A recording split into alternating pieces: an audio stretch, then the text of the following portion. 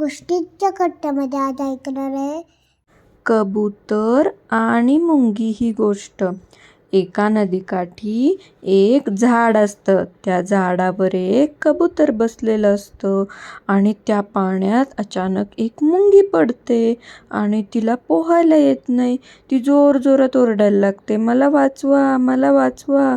तेव्हा ते कबूतर तिचं ओरडणं ऐकतो आणि तो काय करतो, झाडाचं एक पान त्या नदीमध्ये टाकतो आणि मुंगीला म्हणतो की तू त्या पानावर बस आणि मग तू बाहेर येशील.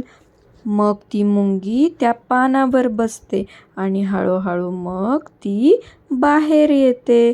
एक दिवस एक शिकारी येतो आणि तो त्या कबुतरावर नेम धरून त्याला गोळी मारणार.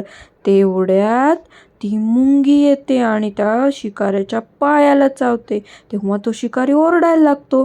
त्यामुळे ते कबूतर सावध होतं आणि ते तेथून उडून जातं. मग ते कबूतर त्या मुंगीचे आभार मानतं की तू मला शिकाऱ्यापासून वाचवलं, त्याबद्दल धन्यवाद. मुंगी म्हणते, तू पण मला त्या दिवशी वाचवलं, त्याबद्दल तुझे सुद्धा खूप खूप आभार.